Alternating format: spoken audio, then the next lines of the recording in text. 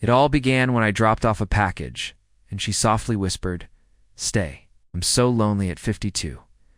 In that moment, right on her front porch, I realized this wasn't just an Amazon delivery, it would turn into something I never saw coming. What followed was a series of small moments that grew into something neither of us expected. Something that changed how we each viewed companionship forever. Before we jump back in, tell us where you're tuning in from, and if this story touches you, make sure you're subscribed, because tomorrow, I've saved something extra special for you. I rounded the corner of Maplewood Lane, the sun low in the late afternoon sky, its warm glow stretching long shadows of picket fences and elm trees. I was driving my familiar red van, signed up for a mid-afternoon Amazon route through quiet suburban streets. I'd been on the job for 3 years now, memorizing these neighborhoods like the back of my hand. Each house had its own character. Cheerful yellow bungalow here, a stone-faced townhouse there, all cataloged in my mind as I made my rounds.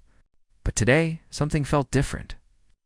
When I pulled up to the house at 47 Brookside Drive, I paused, nearly missing its faded blue siding and neatly kept mailbox. There was a stillness about the place, almost like it had been frozen in time, untouched, and waiting. The grass in the yard was long enough to rustle under my boots, and the wind chime hung silent, just barely swaying with the breeze. I parked in the driveway and grabbed the familiar padded package from the back. It was light in Amazon envelope, but at that moment, in that muted setting, it felt like more. I walked up the stone steps, each footfall echoing on the brick ledge outside the front door.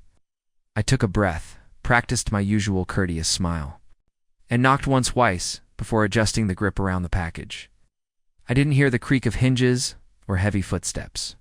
Instead, the door swung open slowly, and she appeared, her dark hair pinned neatly back, strands softly framing an anxious face. She was dressed in a simple cardigan, the color somewhere between lavender and gray, and a pair of worn jeans. I cleared my throat, smiled. "Amazon delivery," I said, holding up the package. She reached for it, her fingers brushing mine for a heartbeat. Then she glanced up at me with honest eyes and whispered, "Stay. I'm so lonely at 52. My breath caught. A delivery driver never expects to be asked to stay, and yet I did. I didn't understand why in that moment, standing on her dimly lit porch, but I followed her back inside. A swirl of old books, lace curtains, and cinnamon air greeted me. She closed the door gently, as if afraid I might disappear. I realized I'd left the package on the floor, still wrapped in its white plastic envelope, half forgotten now. We stood in the narrow entryway. She looked at me expectantly. I swallowed. Then I said, "Okay."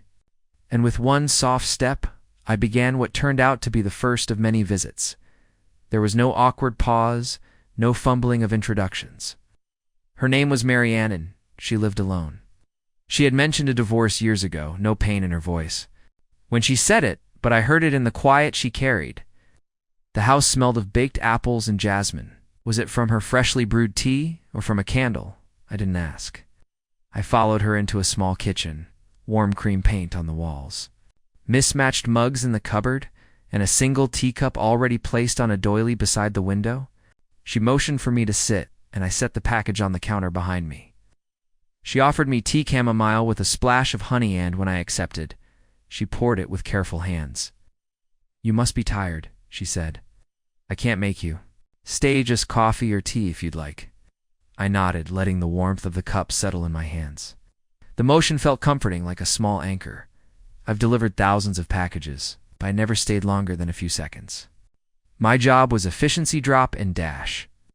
But today, something slowed me down. I sipped tea, and she told me she ordered that package the week before. "It's just a gardening kit," she said, managing a small wry smile, "but it's something to look forward to." I nodded, genuinely interested, and she grew comfortable enough to share why she spent so much time indoors. She lost her husband to illness years ago, then her son and daughter moved to different states. Visits became backwards phone calls on holidays, and video chats that never quite filled the empty spaces. Her garden wilted, her days blurred together. Delivery days like mine were moments of connection she'd come to appreciate. "You are the highlight of my Wednesday," she said, her voice barely above a murmur. I felt the gravity of her loneliness. It wasn't dramatic, it was as ordinary as breathing, and yet no less profound. I thought of my own family, my sister who lived across town, my cousin who sent me funny texts whenever she remembered. We all have connections, but hers were faded. I realized in that half-empty kitchen that there was space for something kind between us. I didn't know what it meant, exactly, maybe nothing, but for the first time in months, felt it stirring. Empathy, care, something like hope. The package's purpose faded from my mind as we talked. She showed me pictures of her garden. A few years ago, roses, tulips, and a blossoming apple tree. The photos were taped to the fridge door. I instinctively reached out to touch one picture, the blossoms catching the light. She watched me, eyes soft. I asked if I could help with the garden sometime, even just pulling weeds or planting something small. She nodded yes, surprise evident on her face. "If you'd like," she said. I stayed a little longer than she expected, and a little longer than I planned. The sunlight shifted to dusk outside, painting the walls in purple shadows. Eventually I stood, gathering the sheet of gardening tools. "I should get back to the root," I said.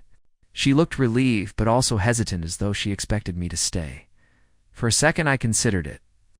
Then I stepped back into the hallway, took my jacket, and headed for the door, careful not to meet her eyes too long.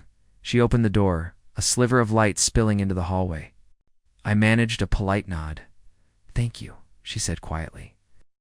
I nodded again and walked outside, the closing click of the door soft behind me. I paused in the driveway, glanced back at the house where the light glowed behind lace curtains. Know what tomorrow held, but I sensed I'd be back. The next morning, I woke up with Mary Ann still on my mind. That wasn't normal. Most delivery stops faded into a blur of addresses and doorbells, names I'd barely see or remember. But this woman, with her soft lavender cardigan and quiet garden photographs, had left something lodged beneath my skin.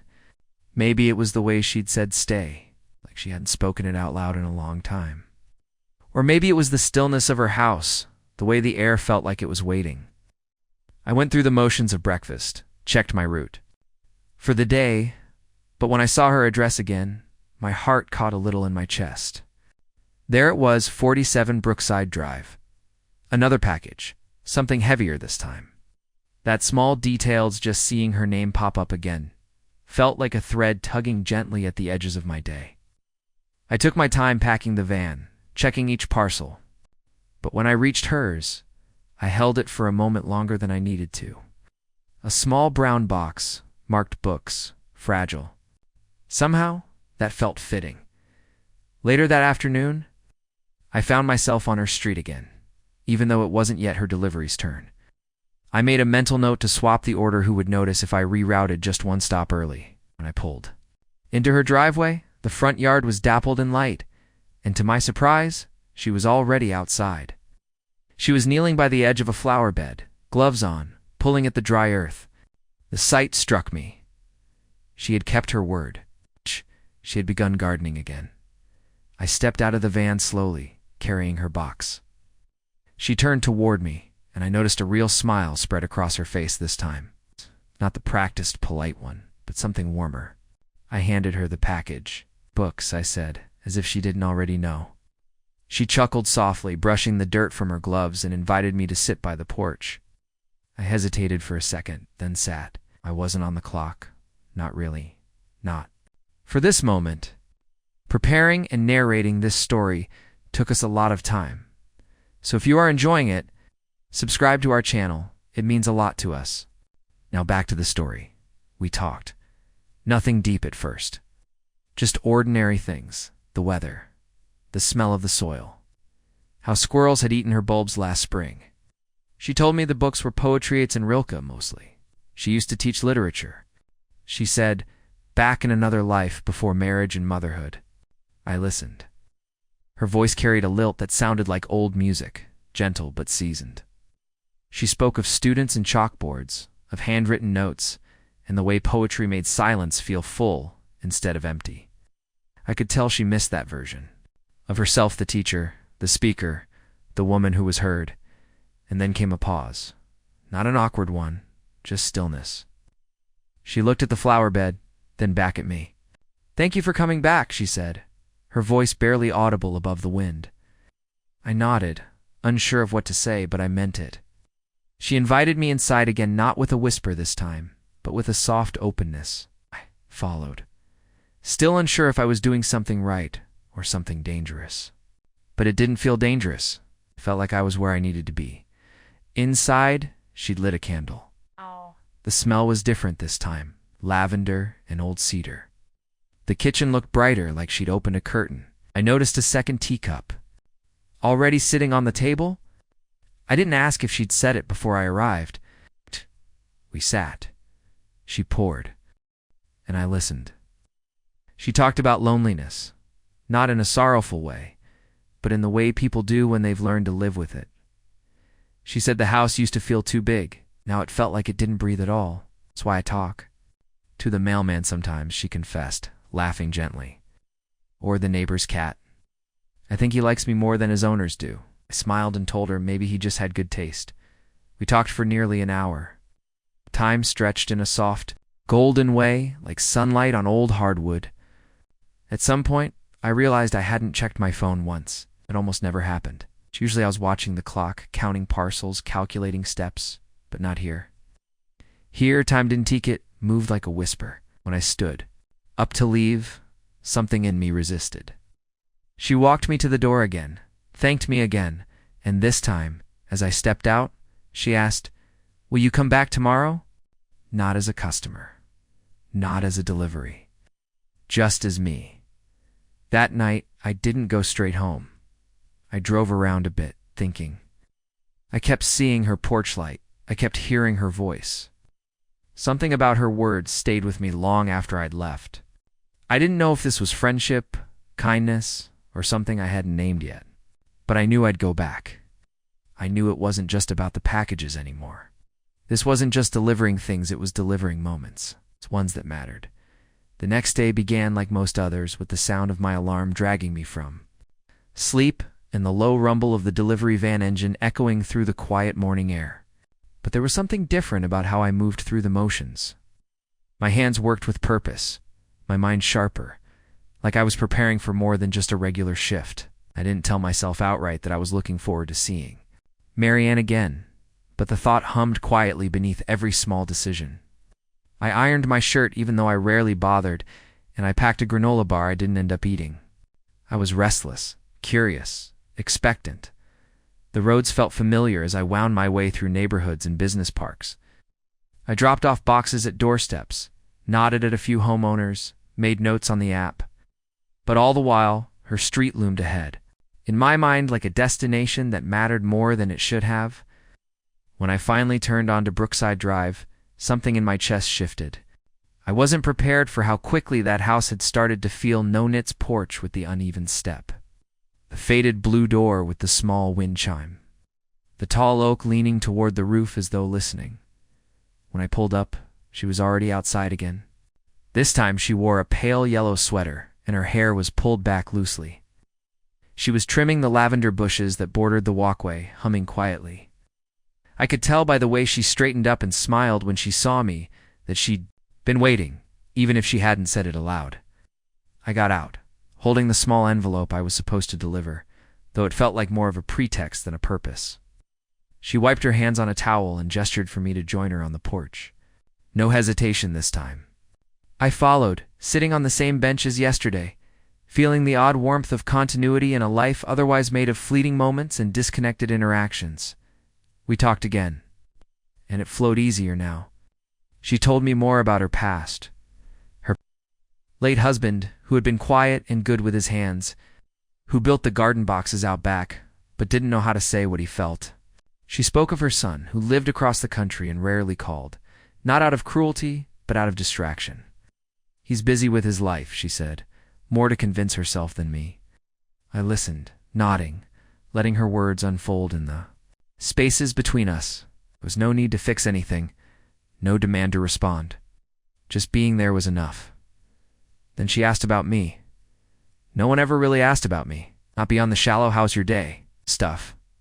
But Marianne wanted to know where I came from, how I ended up in delivery, what I dreamed of when I wasn't driving. At first, I fumbled. I wasn't used to putting words to those parts of myself. But her gaze was steady, her attention soft, and eventually I found myself talking. About growing up in a noisy house with 5 siblings, about how I once wanted to be a photographer, how I still carried an old film camera in my glove compartment, but rarely used it. She leaned in, genuinely interested. And I realized how long it had been since someone saw me not just as a worker, not as a passerby, but as a person with corners and contradictions. Time drifted again. I lost track of it. And some shortbread cookies she'd made that morning, laughing a little at how they came out too soft. They were perfect to me. I told her so. At some point a breeze came through, scattering lavender petals across the porch floor like confetti. She didn't rush to clean them. She just watched them dance, her eyes calm, with something deeply still about, hurled like someone who had learned not to chase time, but to let it come to her. As I stood to leave, she reached out lightly, her fingers grazing my wrist. "Tomorrow?" she asked, as if we both already knew the answer. I nodded, not trusting myself to say anything more. And then she said something that sat with me the rest of the day. "You remind me that the world still notices me," she said. Not as a confession, not as a plea, but as a truth spoken aloud for the first time. Back in the van, I sat for a moment before starting the engine. I looked at my reflection in the rearview mirror and didn't quite recognize the man staring back. Something in my face had softened. There was less distance in my eyes. I started the engine and drove, but my heart was still there on the porch with her, next to the untouched cookie and the cooling tea. That night, I did something I hadn't done in a long time. I developed the roll of film I'd been carrying. I'd taken it out of the glove box on a whim, held it in my hand, as if the weight of old dreams might translate into something real. The images were mundane trees, alleys, buildings. What one stood out, it was the photo I'd taken yesterday. Quietly, when Marianne wasn't looking, she was bent over the lavender, sunlight in her hair, the shadow of the oak tree falling across her shoulders like a gentle hand. I'd just felt something in the light, but there she was, in silver and shadow and softness, more vivid than anything else I'd shot in years. I pinned that photo to my fridge. I didn't tell anyone why. By now, seeing Marianne wasn't part of the job. It wasn't a task or a delivery, or even an accident. It was a thread pulling me forward, reshaping the rhythm of my days, and I didn't want to break it. The days that followed began to take on a different shape. A new rhythm that slowly uncoiled from the usual monotony I'd come to accept without question. Each morning still began with the quiet ritual of loading the van, scanning barcodes, plotting routes, and making sense of a map filled with nameless doors. But now in the center of all that noise and movement, one small house on Brookside Drive became my compass point. Not because it offered me anything extravagant, not because it altered my life in some loud and obvious way, because something there asked me to slow down, to notice, to feel again. That house, more than any route or address, had become a kind of anchor. I saw her again the next afternoon. She was sitting on the porch before I even pulled up, as if she had heard the van's approach from blocks away. There was no package for her that day, technically. But sometimes we're sent reroutes, or return pickups, or oddball reattempts, and sometimes we make our own reasons to stop. She didn't question it when I walked up the steps empty-handed. She simply patted the bench beside her and tilted her head, smiling that kind of smile that says, "I've been hoping you'd come anyway."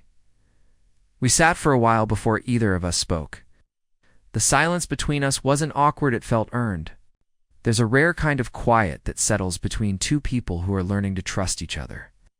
The kind that doesn't need to be filled, only shared. She had a small radio playing old jazz standards, and the sounds of a dusty trumpet floated.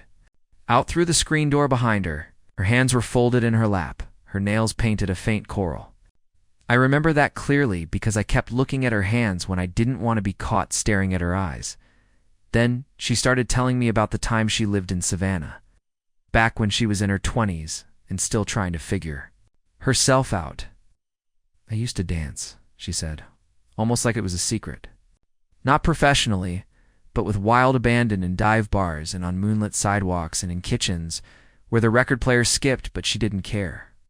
Her voice softened when she said it, like she was touching a version of herself that still lived inside her bones, waiting for music again.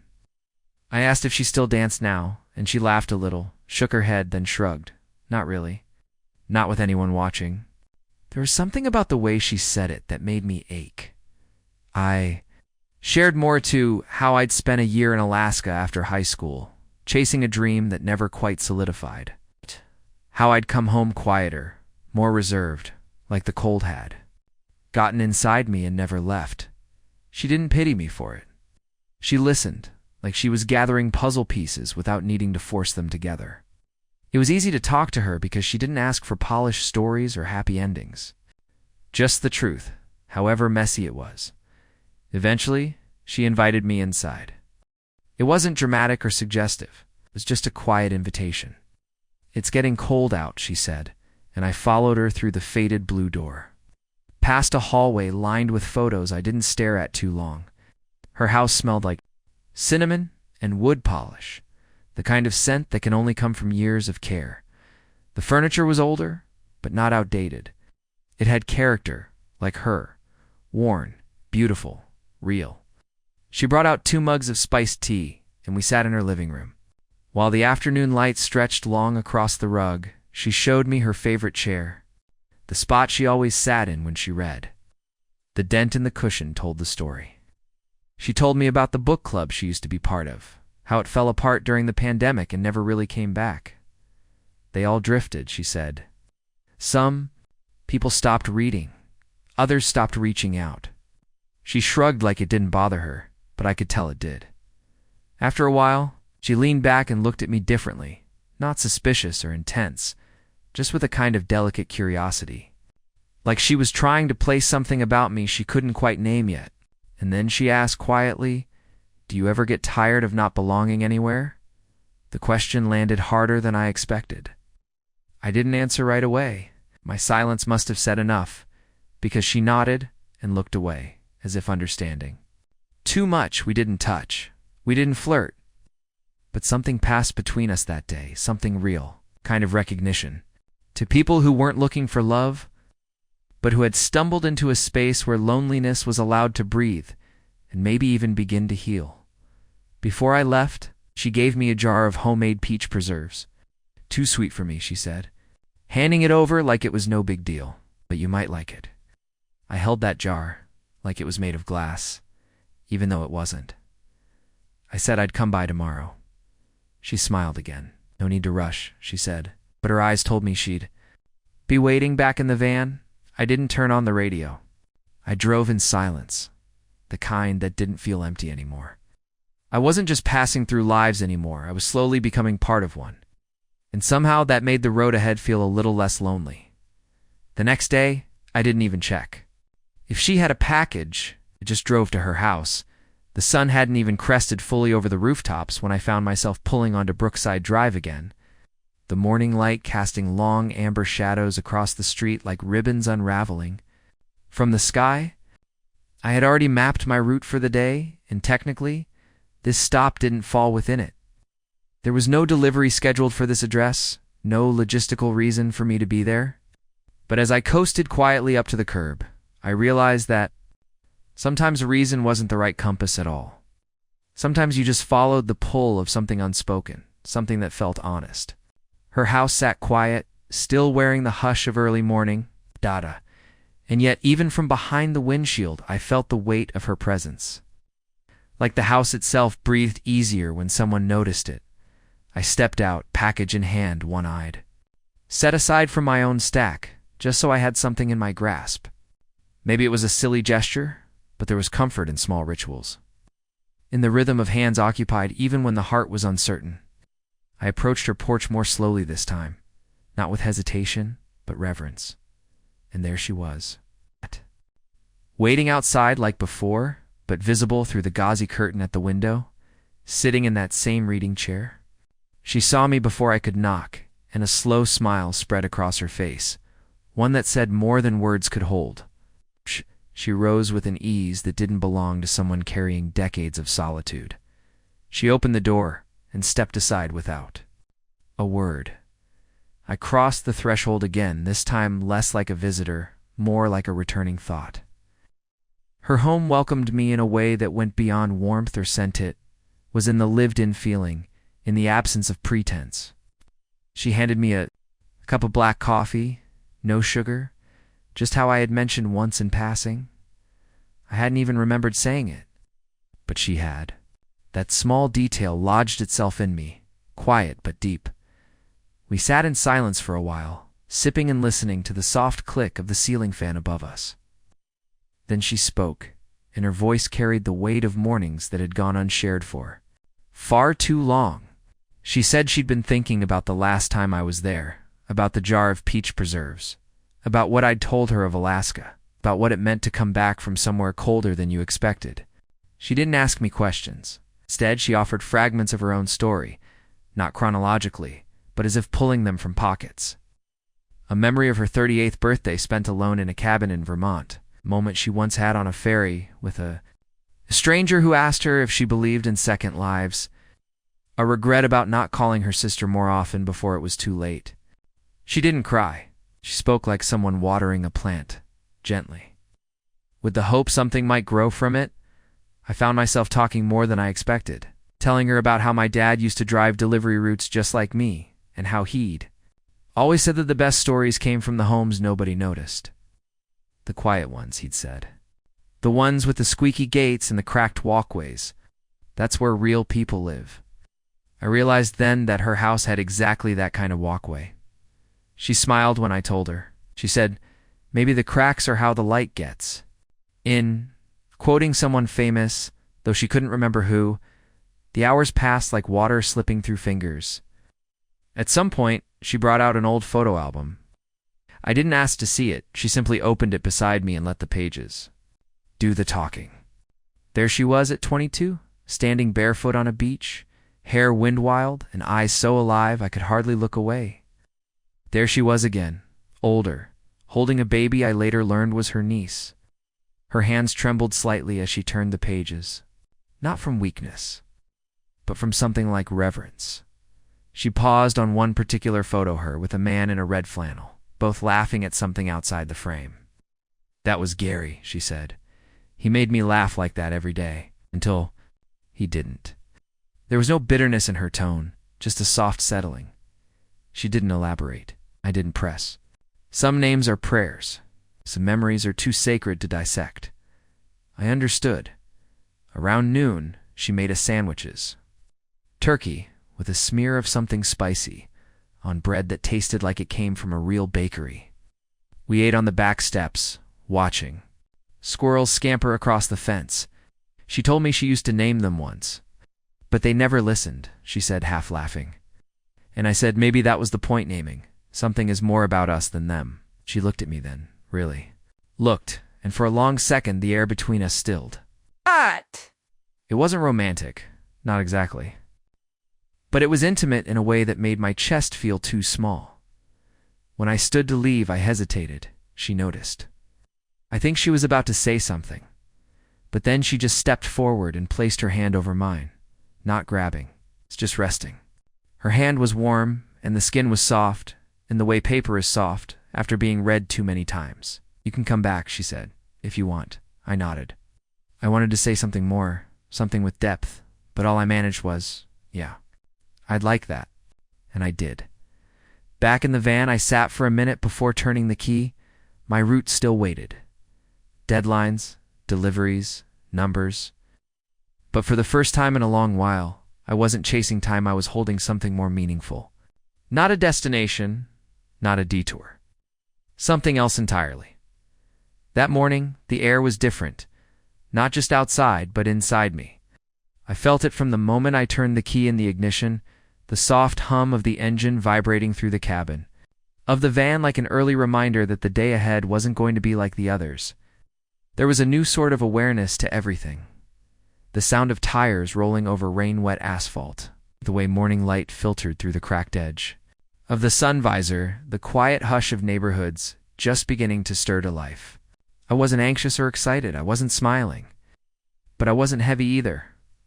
I just felt awake in a way I hadn't in a long time. I kept my pace steady through the first few deliveries, still checking my watch more often than I needed to, still scanning for shortcuts I could take without missing time windows. But each drop-off felt like a step towards something instead of a task to tick off. Every driveway, every doorbell, every customer signature, they were all just moments on a longer walk toward the place that had started to matter. And when I finally turned down Brookside Drive, something in my chest exhaled, as if I'd been holding my breath the whole morning. The sky was overcast that day, the kind of soft gray that blurred the edges of houses and trees, making everything seem a little closer, a little quieter. Her house looked the same on the outside, and yet it had already become familiar in a way few places ever had. The curtains in the front window moved slightly as I pulled up. She'd seen me coming again. I didn't need to check the address, didn't need to fake a reason to stop. I just stepped out of the van and walked up the path like it was something I did every day. She opened the door before I could knock, standing there with a warm cardigan wrapped around her shoulders and a look on her face that didn't surprise me anymore. It was the look of someone who had started to believe in presence. Again, the look of someone who hadn't been waiting for a miracle, just for someone to not disappear. Inside, the warmth hit me before the smell did. The heat wasn't high, just enough to chase away the chill, but it was more than physical. It was the heat of a lived-in space, the kind of heat that came from being let in without conditions.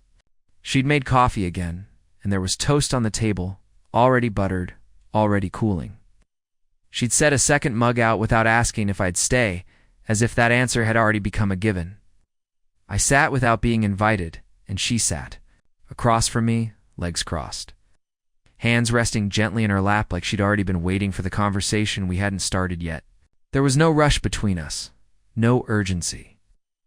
She spoke first, softly asking about my route that day, about whether the roads had been slick from the earlier rain. Answered, describing a small detour I'd taken near the park, a tree that had fallen across one of the intersections. She listened like the details mattered, even though they probably didn't. That was her way. I was learning. She didn't filter for only the big things. She listened to everything, as if even the mundane held meaning. Eventually, she reached over to a stack of papers on the counter and picked up an old letter. She didn't explain what it was, right?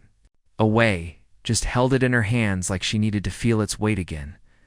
Then, slowly, she started to talk about her sister. How they'd been close once. How they'd written letters to each other, even in the years when calling was easier. How those letters had become fewer, then stopped altogether. There hadn't been a fight, just distance.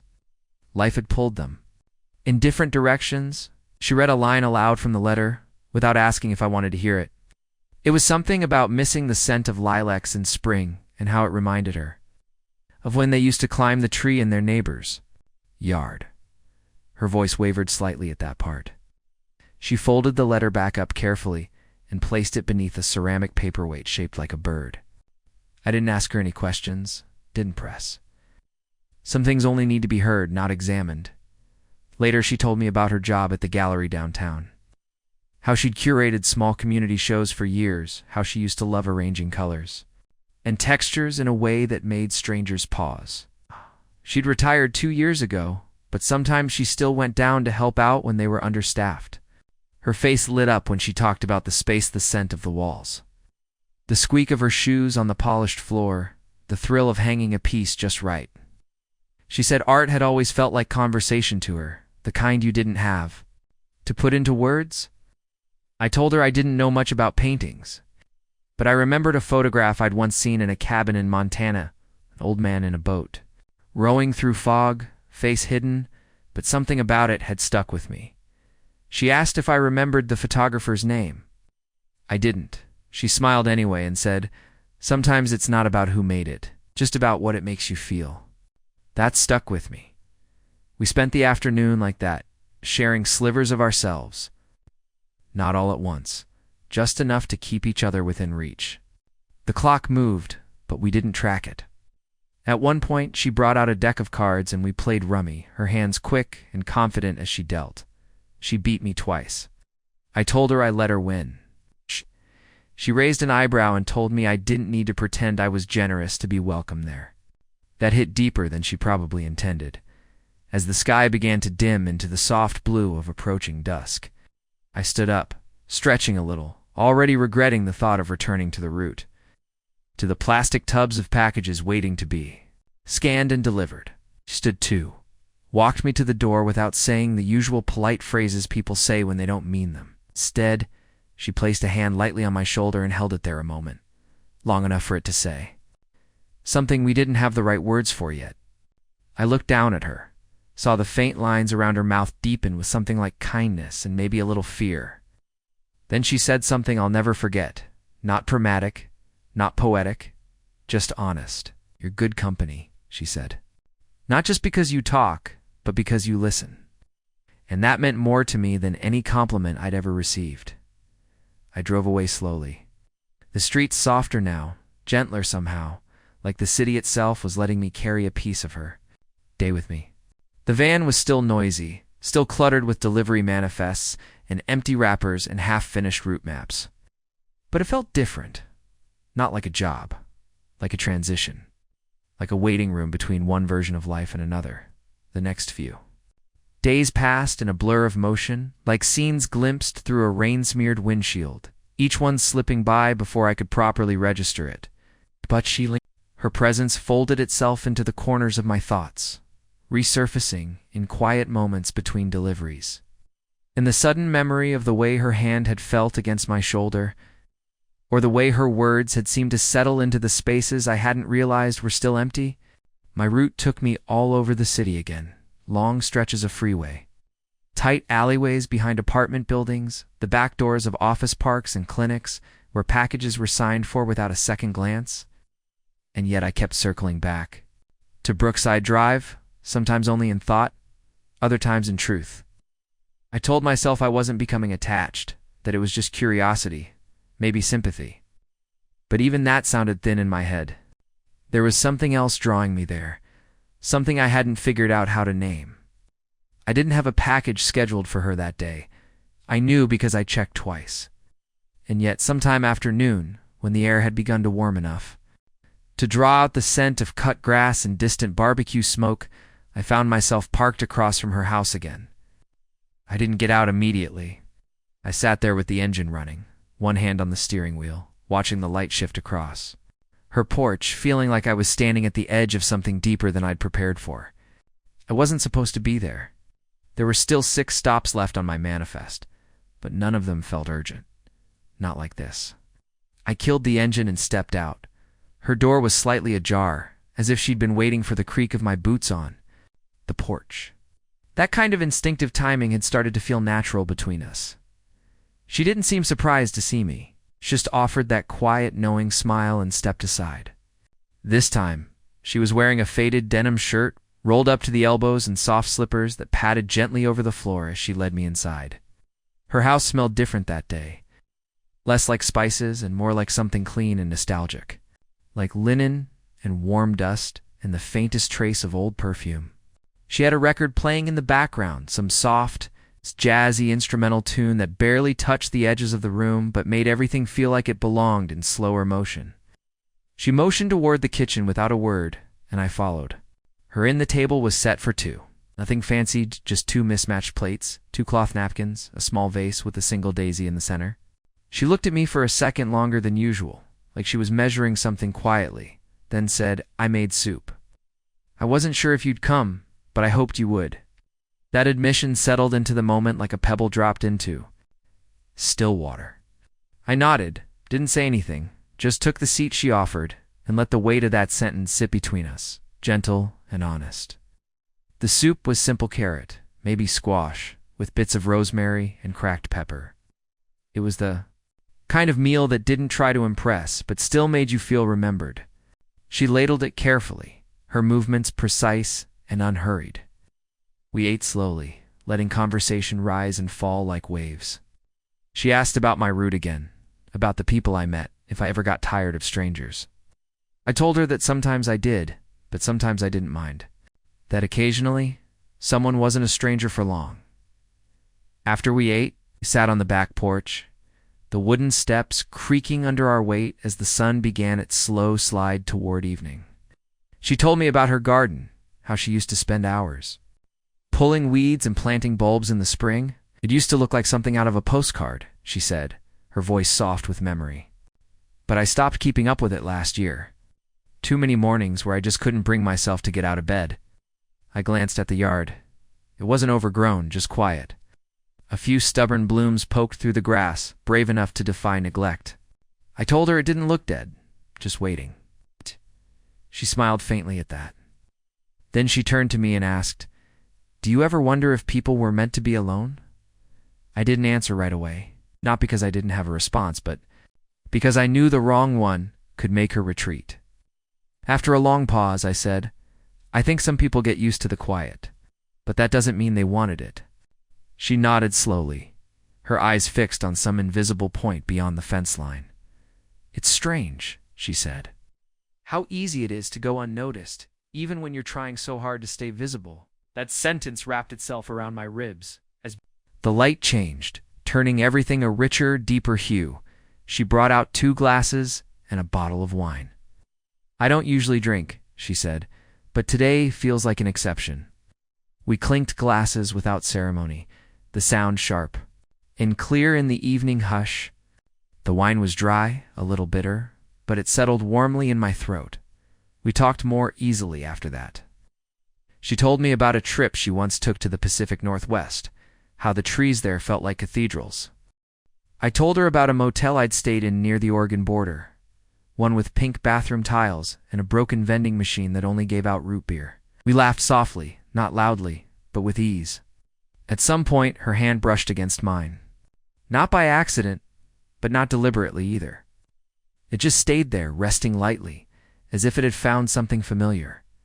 The moment wasn't romantic in the obvious sense.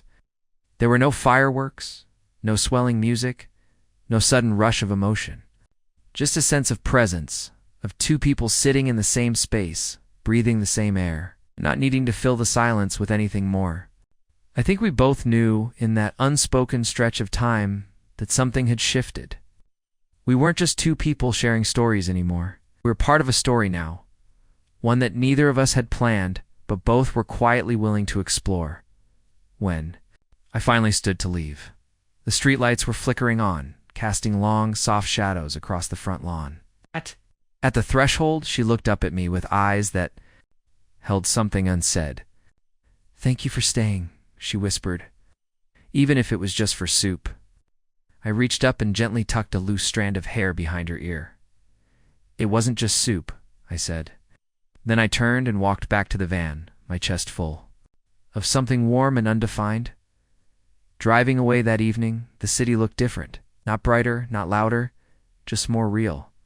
The kind of real that comes from sharing space with someone who lets you be exactly who you are, without needing a reason. And even though I was alone again behind the wheel, the first time in a long while, I didn't feel lonely. The next morning started with fog low gray and heavy, like a thick wool blanket pulled over the city. Even the early sun seemed hesitant, pushing softly against the haze, but making no progress. I pulled on my jacket as I stepped into the van, the chill creeping into my collar, the seat still cold beneath me. But inside I felt a peculiar sort of warmth, like the leftover comfort of a fire that had long since burned down, but whose heat still lingered in the room. Olivia hadn't texted or called, didn't have that kind of arrangement. There were no expectations. And yet I checked my phone 3 times before I pulled away from the curb, looking for a message I hadn't been promised. It wasn't about being needed, not really. It was about something subtler, a sense of belonging that had started to take root. Tentative but real, like spring grass threading its way through concrete cracks. The day's deliveries took me in the opposite direction of her neighborhood. Suburbs with pristine lawns, large glass-paneled homes that all looked variations of the same design. Kind of places where front doors were answered by housekeepers or voice-activated doorbells. Everyone was polite. No one made eye contact. I dropped off packages like I was passing messages to ghosts. The rhythm of it used to be calming, predictable in a world that rarely was, but now it felt mechanical. I moved from address to address. Scanning, placing, photographing, moving on. No warmth. No pause. No porch lights flicking on in anticipation. Midday came and went. I ate a protein bar in the driver's seat while watching seagulls circle a shopping center parking lot. They seemed as lost as I felt. And then without meaning to, without planning, I found myself rerouting.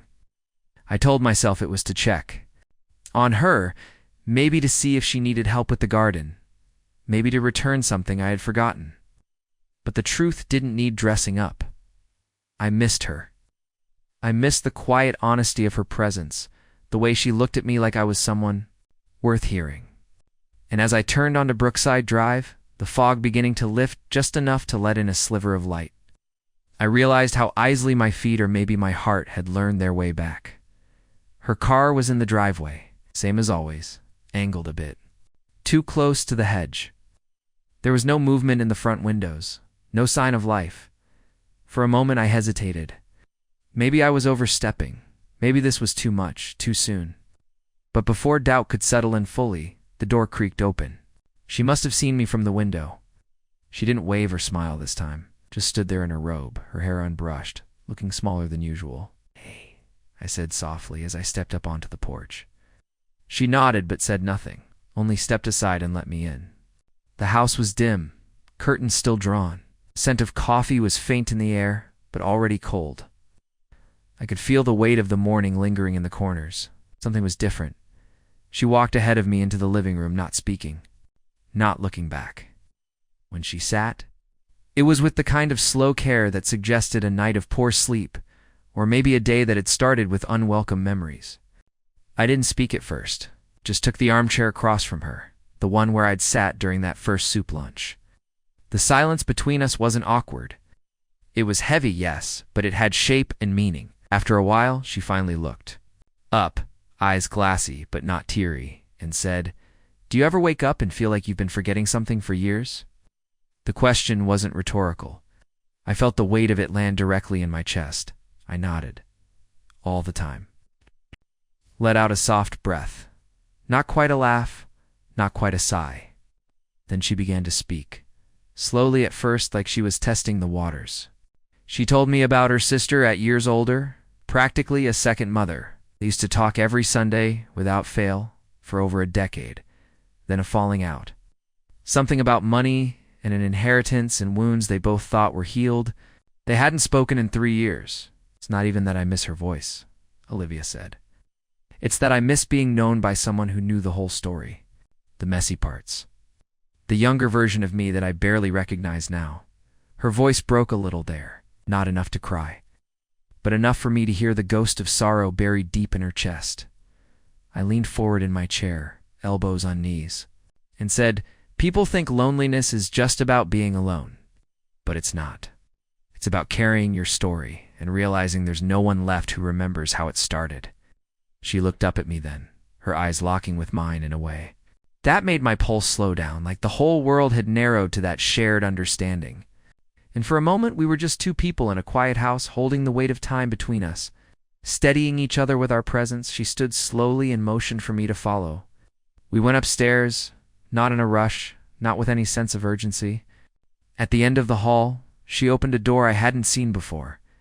Inside was a small room filled with boxes, framed photos, old books, and a dusty upright piano.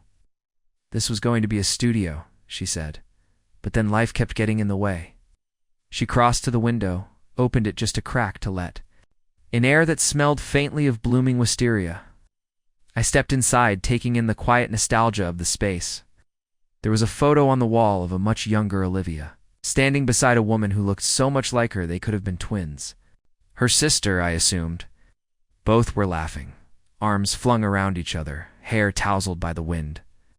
It was the kind of photo that lived in the heart long after it left the frame. I turned to her, unsure of what to say. But she didn't need words. She crossed the room slowly and sat at the piano, her fingers hovering over the keys but not pressing them. "I used to play," she murmured. But I stopped hearing music for a while. I didn't push. I didn't ask her to play. I just sat on the floor beside her, leaning back against the wall, letting the silence stretch.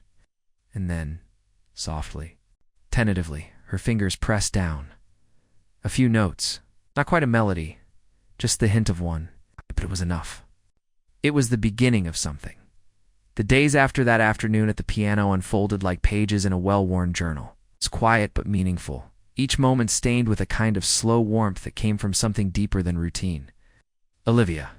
And I had slipped into a rhythm not born of obligation, but of mutual gravity. She wasn't just a destination at the end of my route anymore. She had become a reason. A quiet pull at the edge of each day, drawing me back with something gentler than need, but no less real. I found myself rerouting again and again, just a few blocks out of the way, just an extra hour, just one more cup of coffee on her back. Porch? It was always framed as casual, no commitments, no expectations. But beneath it all, something was quietly blooming. That next week was different, though. Something had shifted in Olivia. It wasn't that she pulled a whiff anything. She was more physically present, showing up at the door before I could even knock, inviting me in with a smile that looked like habit and sadness held hands. But her silences had changed. They were longer, heavier, like she was wrestling with a thought she hadn't found the right shape for. I didn't press her. I'd learned quickly that Olivia was the kind of woman who would share when she was. Ready not a moment sooner, not under pressure. Still, the air felt different, as though something unsaid was beginning to take up space between us.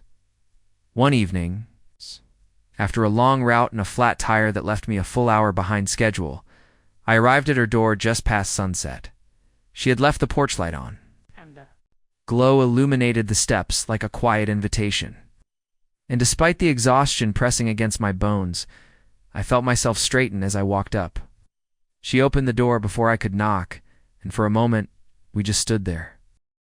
I saw it in her eyes before she spoke. Something had unraveled in her that day. "Come in," she said, softly stepping back. I followed without a word.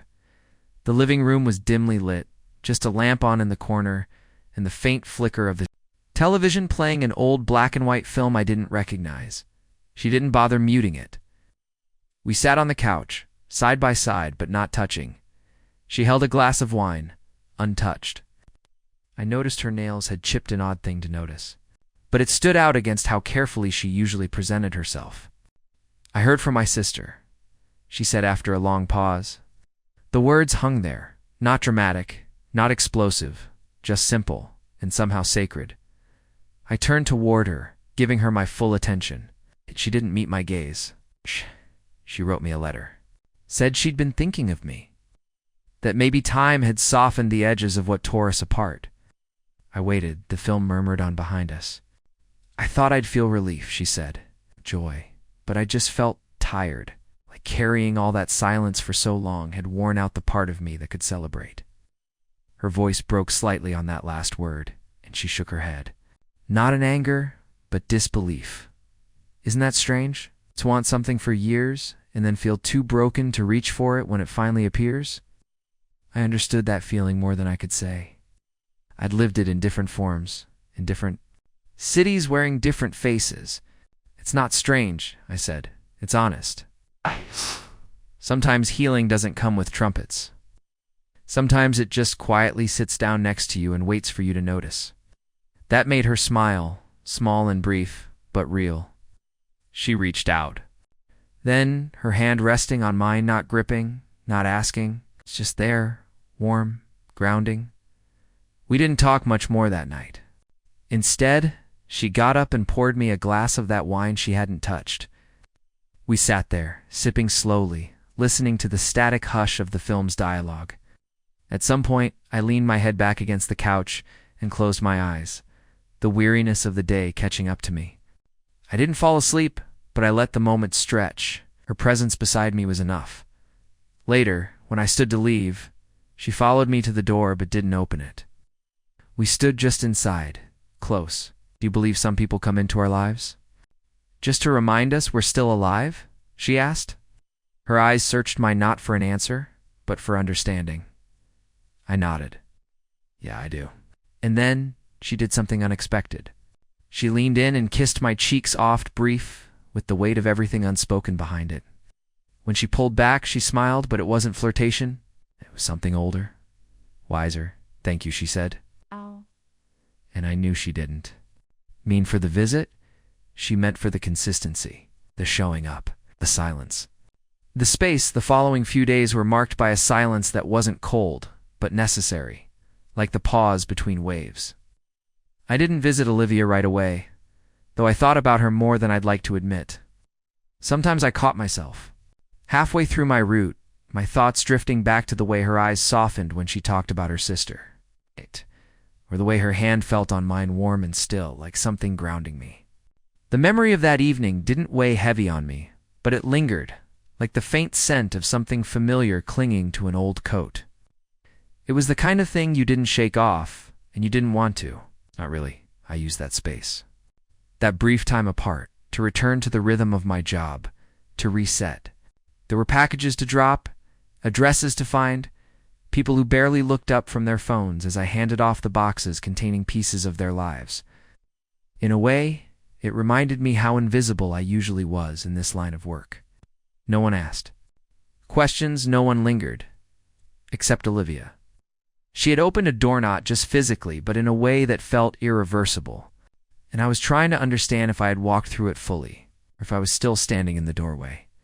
It was on the 4th day after that last evening that I found myself passing her street again, though there was no scheduled delivery. I told myself I just wanted to see if she was outside tending the flowers, maybe humming that same song under her breath. Just a glance, a moment. But as I turned the corner, I saw her porch empty, the curtains drawn, a subtle pang of worry. Settled in my chest, something small but persistent, like a whisper you can't quite make out. I kept driving, but I kept checking the rearview mirror, half expecting her to appear behind me like a scene rewinding. That night I didn't sleep well. I told myself it was just the long hours, the late deliveries, the creeping humidity of summer. But in truth it was her silence. Not just absence, but something deeper. A pause I didn't understand. The next day I couldn't help myself. I pulled my van up to her curb, shut off the engine, and approached the porch like I had a dozen times before. This time, though, there was no music drifting through the window. No open screen door. No scent of something simmering in the kitchen. I knocked once, waited, knocked again. Still nothing. I told myself to walk away, to respect the space, the distance, but something in me itched with concern. I walked around to the side of the house, not intruding, just enough to see if a light was on in the kitchen, maybe catch a glimpse of her moving through the hallway. What I saw instead was her sitting in a chair on the back porch, her arms crossed, a blanket around her shoulders, though the air wasn't cold. Her face was tilted slightly upward, eyes closed, like she was listening to something far away. I didn't call out right away. I just stood there for a moment, watching her breathe. She looked smaller somehow, not fragile, but contained. Like someone bracing against a wave, she opened her eyes slowly and turned toward me. She didn't seem surprised to see me there, just tired. She gave a soft nod, an unspoken invitation. I stepped onto the porch and sat beside her without saying a word. We watched the sky stretch into dusk, the light slowly draining away from the edges of the world. Finally, after a long while, she spoke. "I've been thinking about what you said," she murmured, her voice lower than usual, "about healing not making a sound. I think that's true. But I also think sometimes it shows up as a question you're not ready to answer." I didn't interrupt. She continued, her words slow, deliberate. "My sister's letter, it brought back things I thought I had packed away. Things I thought I'd buried deep enough not to feel anymore." She paused. But I did feel them. All of them. And that scared me. It made me wonder if I'm really ready for anyone to sit too close again. Even someone like you. She turned to face me, and her expression wasn't guarded. It was raw. But then I remembered how you looked at me that night. It's not like you needed something from me. Not like you were waiting for a version of me I couldn't reach. Just ... Like I was already enough. There was a weight in her words, a quiet surrender.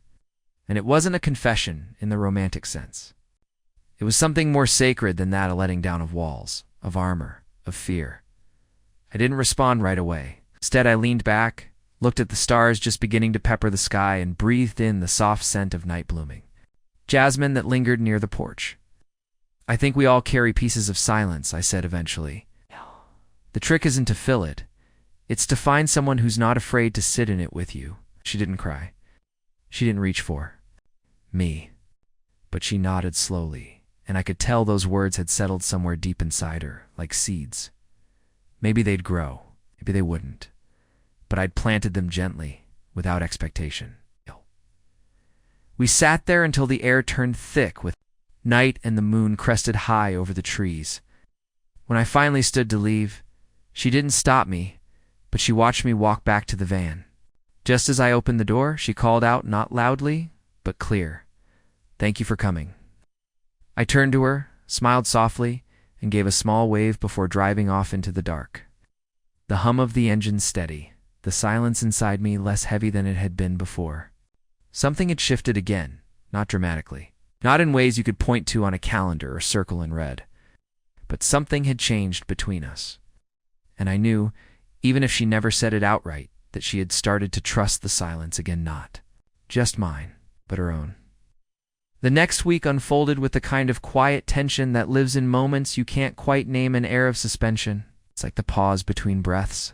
Return to my roots, driving the familiar streets, stepping up, 2 porches and pressing doorbells with practiced rhythm. But there was something different in how I moved, like a thin wire had been strung through the center of me, tugging ever so slightly each time I passed Olivia's street. Each time I turned the corner that would bring her house into view, whether I had a delivery or not.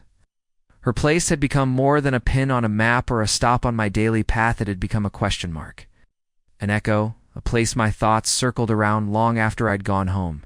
The delivery work, usually numbing in its routine, had started to feel strange to me.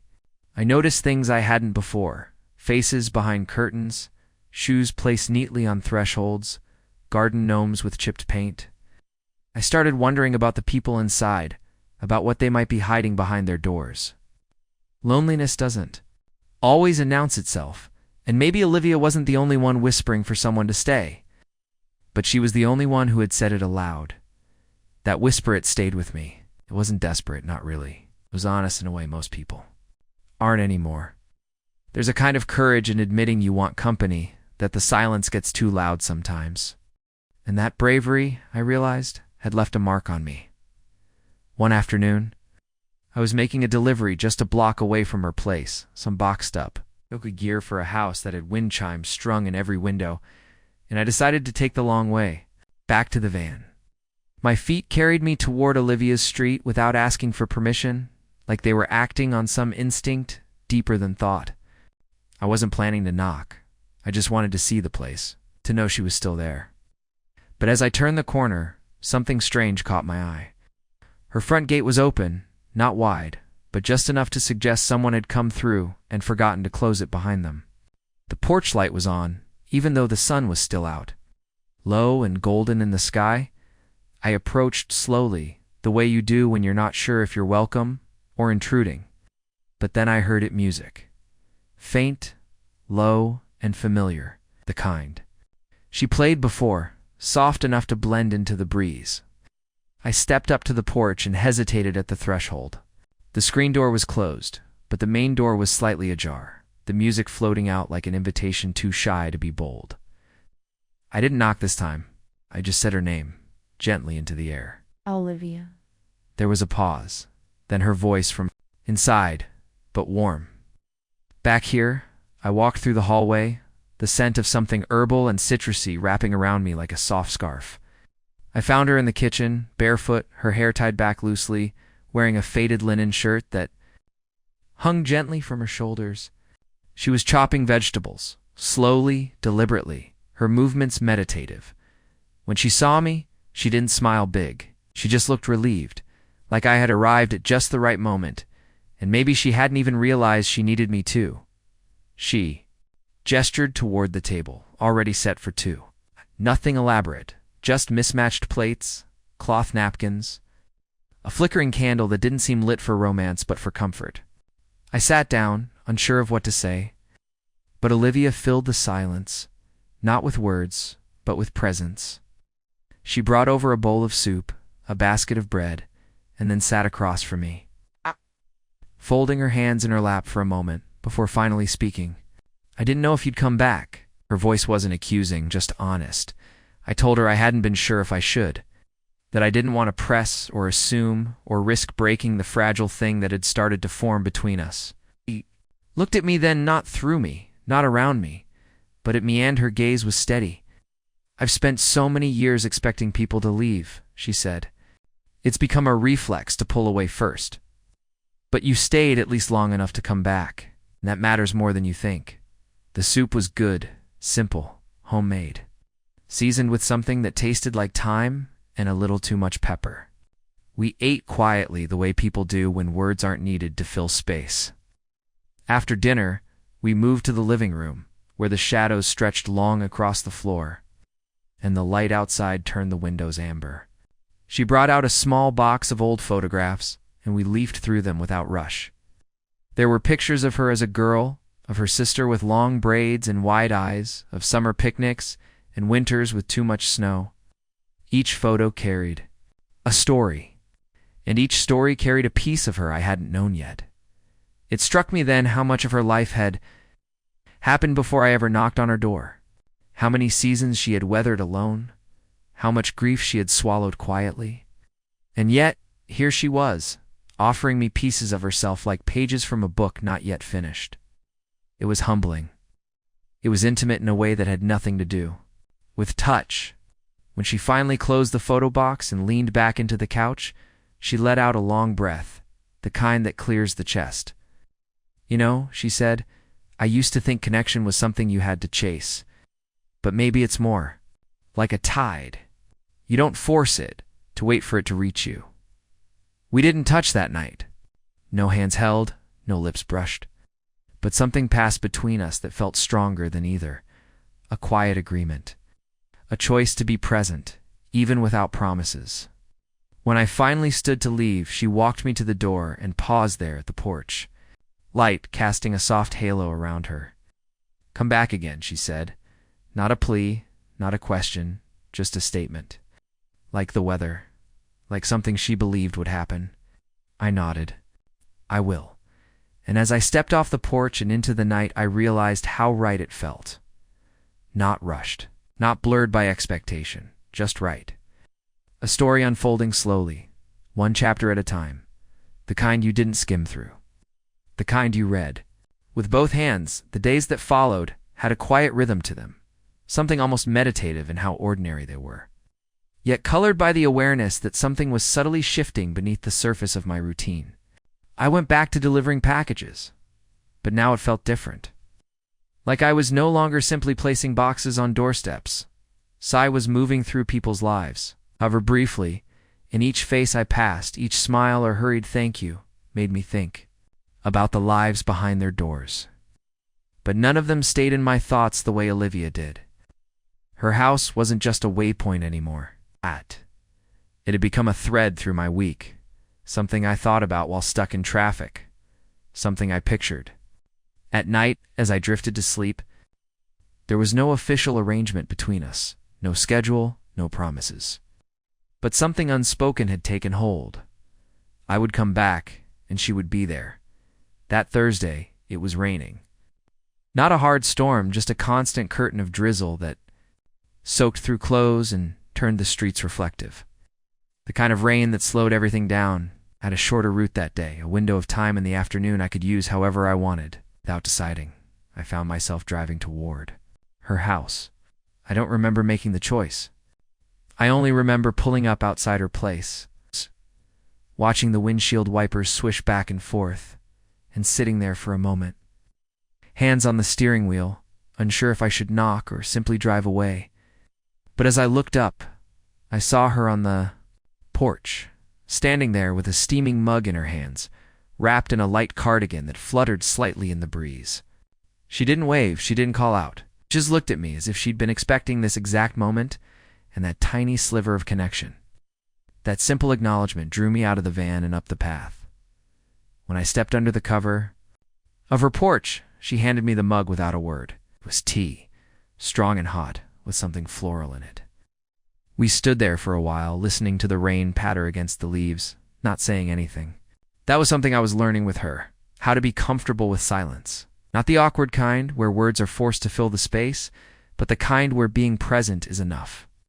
She finally spoke, saying she had been hoping I'd come by, that she had something she wanted to show me.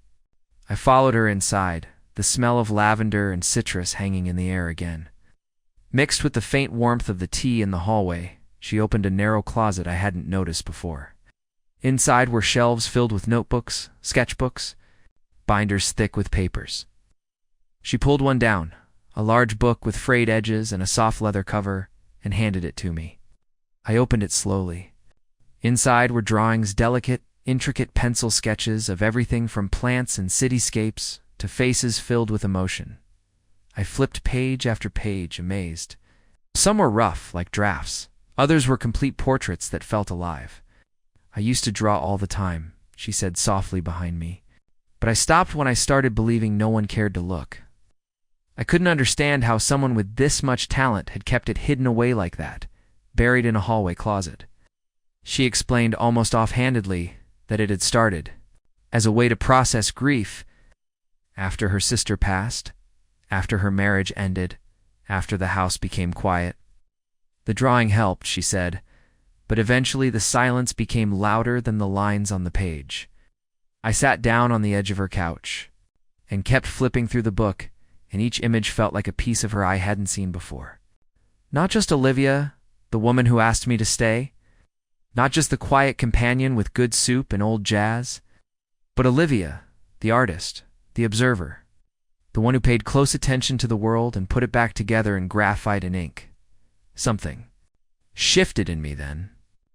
I don't know if it was admiration or something more intimate, but it made me want to protect that part of her, to make sure it never went unseen again. I looked up and told her she should be sharing these. Not for fame, not for approval, but because the world felt more honest when someone like her revealed what they saw in it. She didn't answer, just nodded slightly, as if considering the idea for the first time in years. We spent the next couple hours leafing through more of her books. She told me stories behind the sketches moments of her childhood. Awkward vacations, strangers she saw at cafes and drew from memory. Her life was there, in pencil strokes and smudged corners. As the afternoon dimmed into early evening, she suggested we go for a walk. The rain had slowed to a mist, and the air felt newly washed. We wandered the neighborhood, not far, just enough to stretch our legs and breathe. I noticed the way she looked at trees, at houses with peeling paint, at the worn bark of telephone poles she was always noticing. I think that's what drew me to her the most. Not just how she saw me, but how she saw the world. Not with cynicism, not with detachment, but with a kind of quiet reverence.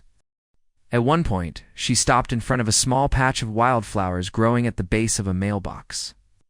She knelt down, touched one gently, then said something I didn't expect. I used to think being alone meant I wasn't enough for someone to stay. But lately, I've started wondering if it just means I hadn't found the right person to sit in the silence with. I didn't know what to say to that, so I just knelt beside her, watching the flowers sway gently in the breeze, and let the moment speak for itself. By the time we returned to her house, dusk was settling in, the streetlights flickering on one by one. She invited me to stay for dinner again, and I said yes, without hesitation. We made something simple together. Roasted vegetables, lentils, bread warmed in the oven. It wasn't about the food. It was about the rhythm we were falling into, the way our conversations moved between quiet and deep, between present and reflective. After dinner, we didn't do much. She sat on the floor sketching, and I sat on the couch reading one of the books she had recommended. We didn't need to fill the night with plans. Being there was enough. When I left, there were no long goodbyes. No questions about the next time. Just a look, a shared understanding that this was a thread we would keep weaving, one evening at a time. And as I drove away, I realized that whatever this was, this slow-building companionship, this unfolding was already changing me. Not into someone new, but into someone more honest. Someone who stayed, not out of obligation, but because. It finally felt right. The next morning brought with it a sort of stillness that settled inside my chest before I even opened the curtains. It wasn't the kind of stillness born of boredom or apathy, but the kind that whispered of reflection, the quiet echo of something meaningful unfolding beneath the surface. the kind that urged me to pay attention. I brewed a cup of coffee and stood by the window watching the early light spill across the concrete. Something about the day felt weighted with a gentle anticipation, like a page halfway turned but not yet read. What? My phone buzzed with route updates and the usual morning alerts, but I silenced them. The urge to slip into routine, into the hum of movement and obligation, was strong, but something else pulled at me with greater insistence. I found myself pacing. I wasn't restless. I was absorbing, thinking, remembering that walk in the mist with Olivia the night before, the way she bent over the wildflowers, the subtle tremble in her voice when she said what she said. That line kept echoing. I used to think being alone meant I wasn't enough for someone to stay. It wasn't just vulnerability. It was a surrender of the mask people carry for too long. I recognized it because I'd worn the same one for years. I'd built my life around avoiding the ache of attachment, convinced that solitude was safer than the risk of being left. But now with Olivia, something was shifting. It wasn't love, not yet. Maybe not ever in the way stories always insist. It must be, but it was something real. And that realness felt more valuable than any label or expectation. Around midday, I was halfway through my route, and something unexpected happened. I dropped off a package at a quiet duplex on a tree-lined street. As I turned to leave, the door creaked open, and an older man stepped out. He looked at me for a moment, then said my name, not in a questioning tone, but as if confirming it aloud. I froze for a second, trying to place his face. He introduced himself as Martin, Olivia's neighbor across the street. Apparently, she had mentioned me to him in passing, described me vaguely, but with enough detail for him to recognize me. He didn't smile right away. Instead, he leaned against the doorframe with arms crossed, studying me like a man who'd seen too much to be easily impressed. I wasn't sure what he was about to say, and I braced for concern or warning, but then his expression softened. He told me she seemed lighter lately, that in all the years he'd lived across from her, he hadn't seen her open the front door that often, hadn't heard her laugh through the open windows like he had last night. He paused, then added that he didn't want to pry, just to say thank you. That was all. Just thank you. It hit me in a strange way that her change had been visible from across the street, that something as simple as company, my company, had sent ripples outward. It made me realize that loneliness doesn't only affect the person.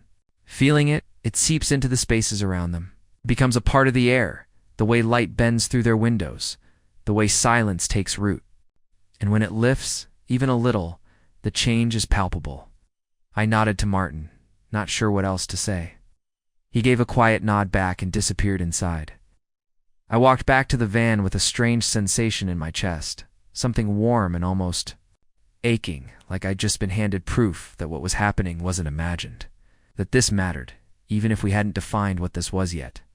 That evening, I wasn't supposed to see Olivia. There was no plan, no reason, no invitation, but the thought of not seeing her felt incomplete, like stopping a sentence before the verb. I finished my last drop-off and detoured without even questioning myself. Her house looked the same as always, the porch light glowing faintly, even though the sun hadn't fully set. I parked at the curb and just sat there for a moment, wondering if showing up without calling was too much, if I was trespassing on the careful pacing we'd begun to build. But before I could talk myself out of it, the front door opened. Ow. She was holding a watering can, barefoot again, her hair loosed around her shoulders. And when she saw me, she didn't seem surprised. She didn't wave, she just tilted her head, and smiled, then disappeared around the side of the house toward the garden. I took that as permission. I joined her in the backyard a minute later. The garden was small but wild, a mix of herbs and trailing vines, small tomato plants reaching. For the low light, she handed me the watering can without saying a word, and we spent the next 20 minutes in silence, tending the plants. She moved carefully, almost reverently, and I followed her lead. When we finished, we sat on the small wooden bench at the edge of the yard. The evening was warm and still, the sky streaked with pastel purples and fading gold. I asked her if this was what her days always felt like, soft and quiet and filled with things that didn't ask much from the world. She nodded slowly, said, that peace wasn't something that arrived. It was something you built piece by piece, even if it took years. I asked if she was happy. She hesitated, then said not always, but she was trying. Lately it was less trying and more simply being. I didn't say much after that. What could I say that wouldn't sound small? She eventually stood and went inside, returning a moment later with a bottle of wine and 2 mismatched glasses. We sat there in the garden, sipping slowly as the stars blinked into view one by one. We didn't talk about the past. We didn't make plans for the future. We just sat. I think something in me was changing, not dramatically, not like a sudden thunderclap, more like a tide, pulling gently but with certainty, drawing me closer to something honest, to someone who had already learned how to live with her solitude and had chosen to share it, not abandon it. That night as I left, I paused at her gate, looking back once. She stood at the doorway with her arms wrapped around herself, not in cold, but in stillness. I raised a hand, and she mirrored it. No words, no promises. Just that, and somehow that was enough.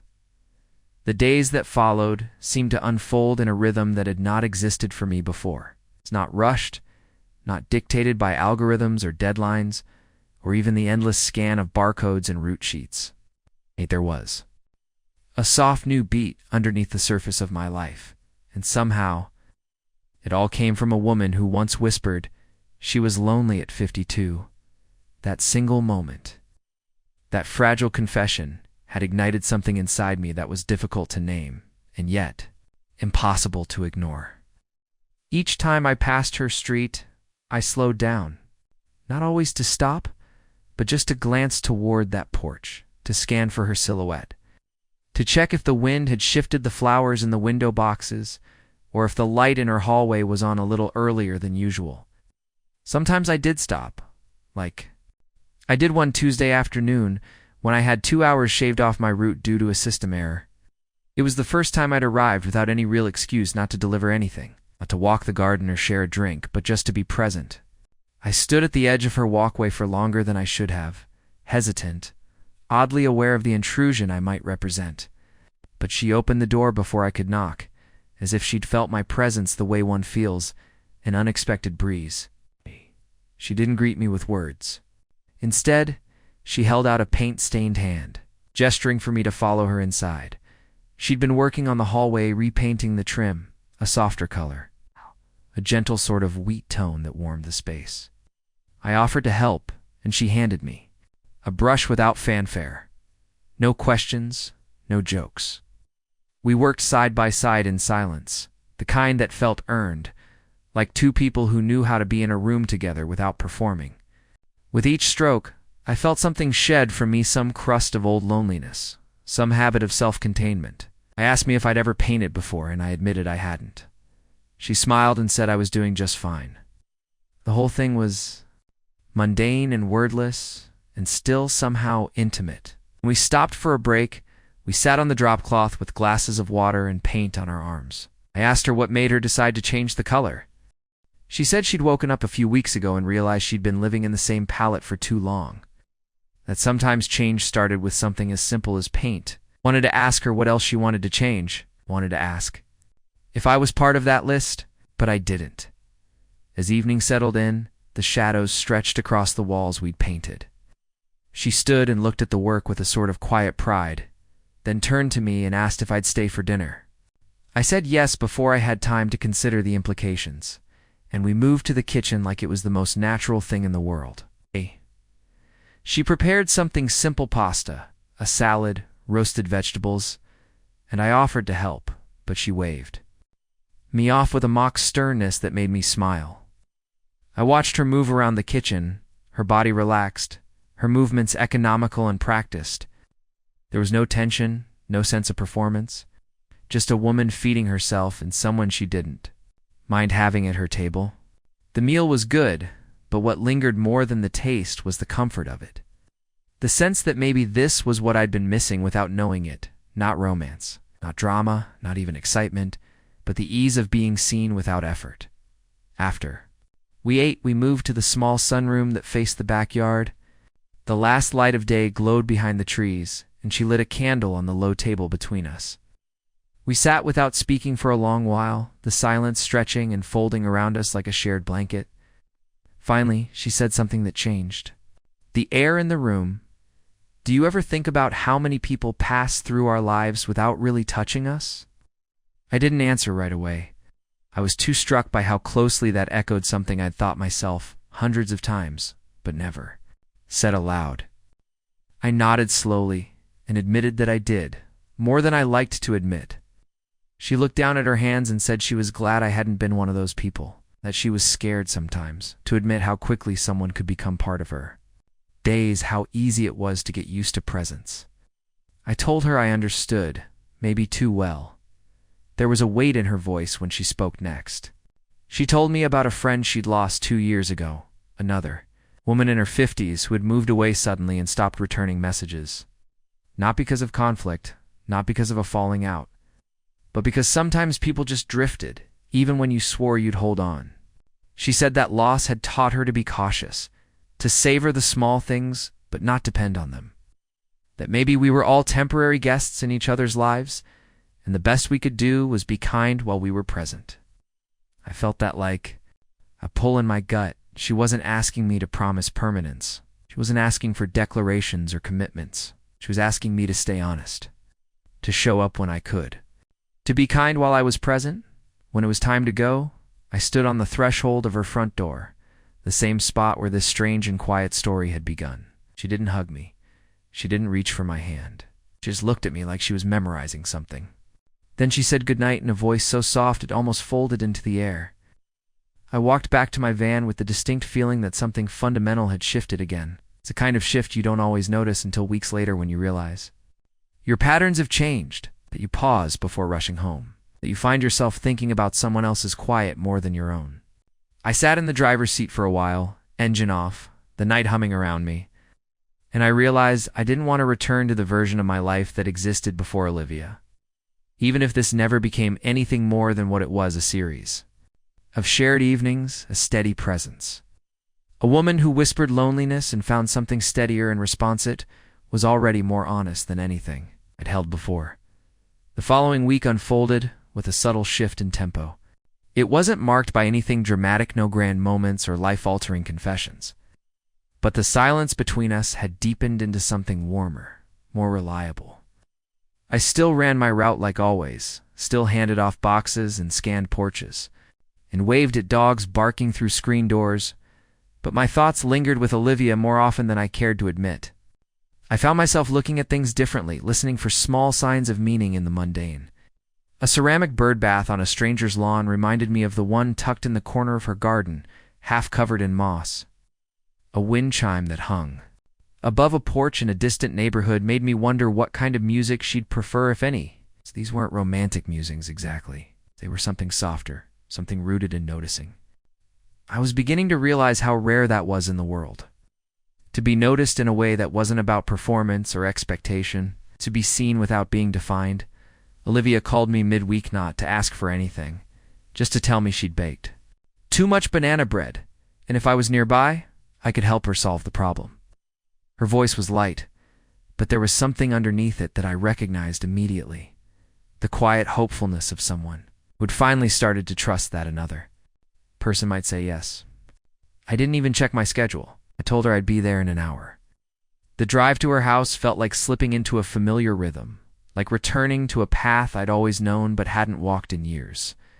When I arrived, she was all ready, waiting on the porch, barefoot, leaning against the railing with a folded dish towel in her hands. The bread was warm, the house smelled like cinnamon, and when I stepped inside, it felt less like visiting and more like returning. We sat at her small kitchen table and shared thick slices of bread with black coffee, and for a long time we didn't talk. There was something about the act of eating something she'd made that carried more meaning than words could express. It was simple, yes, but it was an offering, a bridge. Afterwards, we moved to the sunroom again. The late afternoon light filtered through the old glass, dust floating like glitter in the air. Olivia asked me if I'd ever been in love. The question came out of nowhere, not in a way that demanded disclosure, but with the soft curiosity of someone who had simply been wondering for a while. I told her yes once. I didn't elaborate. She didn't ask. Then she nodded slowly and told me she thought she had to, once or twice, but she'd never quite trusted it. That love for her had often come wrapped in conditions too much silence, or too many expectations. She said she didn't want that anymore. She didn't want to be saved. She just wanted to be understood. I told her I wasn't sure I knew how to love in the way people talked about, but I knew how to stay, how to show up, how to listen. That seemed to matter to her more than anything else I could have said. The days turned humid, the air thick with the weight of summer pressing in from the edges. Olivia began rising earlier to tend her garden, watering before the sun climbed too high. I started showing up without being asked, finding myself at her gate before she even knew I was coming. Sometimes we worked side by side, sometimes we just sat and watched the bees move lazily between the flowers. It was in these moments unremarkable to the outside world that I began to understand the architecture of something lasting.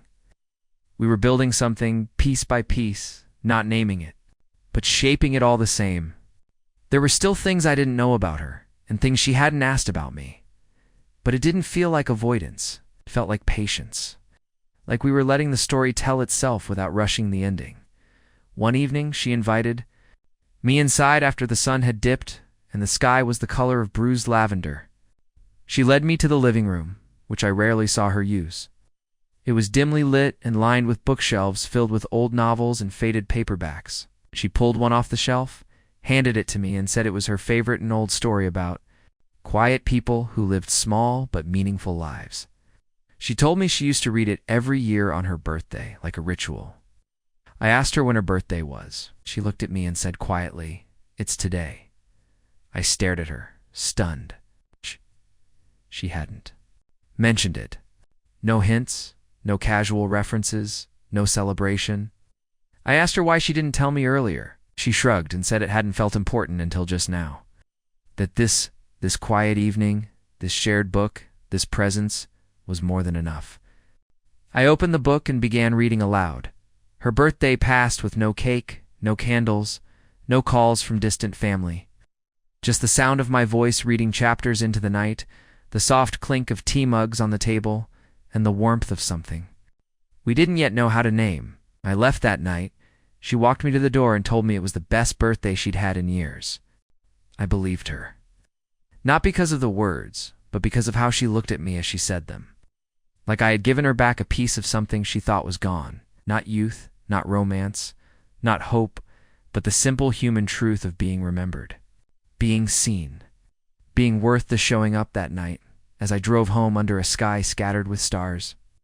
I thought about how much can live in the quiet between two people. Not everything has to be said. Not everything needs to be declared or defined. Sometimes it's in the showing up, in the remembering, in the reading of a book in a dim room on a birthday no one else knows about. I realized that night that I hadn't just stepped into her life, she'd stepped into mine. Quietly, yes, but with presence, purpose. And I wasn't sure where it was all going or how it would unfold from here. But I knew I wasn't walking away. The weekend arrived with a gentle heat, the kind that settles into everything, the air, the skin, even the mind making every movement feel intentional and slow. Olivia had mentioned she wanted to reorganize the attic, not as a task to be completed, but more as a gesture toward the corners of her life she hadn't visited in a while. She'd said it so casually, like a passing comment about the weather. But I understood it for what it was. When someone invites you into the attic, they're not asking for labor. They're offering a glimpse into the unedited chapters, the ones stored in boxes too dusty to open alone. I arrived at her house early, just after sunrise, and found her waiting at the back porch with a pitcher of water and a folded bandana already tied around her wrist. She looked surprised to see me so early, but not unpleasantly so. She said very little as we walked up the narrow stairs to the attic, the wooden steps creaking beneath our weight, the air growing warmer and more still with every step.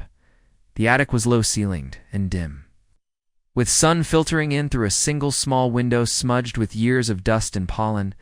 Boxes lined the walls, stacked in various states of collapse, and a few plastic bins sat in the corner beside an old rocking chair covered in a floral blanket. She exhaled slowly, taking it all in, and then looked at me and simply said, "Let's begin." We worked in silence for a while, the kind of focused quiet that comes from being inside someone else's memory. The boxes contained pieces of her life photos, curled with time, old cards with faded ink, receipts from trips I hadn't known she'd taken, a broken music box that she cradled like something sacred. At one point, she opened a small velvet pouch and pulled out a necklace, delicate and tangled, and stared at it for so long, I stopped what I was doing just to give her space. She didn't explain it. She didn't need to. As the morning stretched on, the sun shifted through the dusty glass, casting long honey-colored shadows across the wooden floor. We sat cross-legged near a box marked MISC, 2003 to 2009. Flipping through photographs that seemed to span a decade she didn't speak about often. A younger version of her stared up from the prints, smiling, sometimes serious, sometimes caught mid-laugh, her eyes always holding the same quiet depth I'd come to recognize. She passed me a picture of herself and a man I didn't know, their arms around each other in a way that suggested something more than friendship. I looked at her for context, but she didn't offer any. Instead, she said, "That was a long time ago, and not everything from then needs to come forward." I nodded, understanding that not all stories are meant to be retold, especially not on their own terms. Sometimes they simply exist to be acknowledged, respected, and set down again. Around midday, she uncovered a box filled with letters, real ones, handwritten, sealed in envelopes with stamps and smudges from travel. A friend who had lived overseas, someone she'd lost touch with. Not out of conflict, but out of life's way of stretching distance into silence. She opened a few and read them aloud, her voice growing smaller with each sentence. They weren't dramatic or poetic, just ordinary updates about gardens and book recommendations, the kind of letters that once stitched a friendship together, word by word. Unpolished.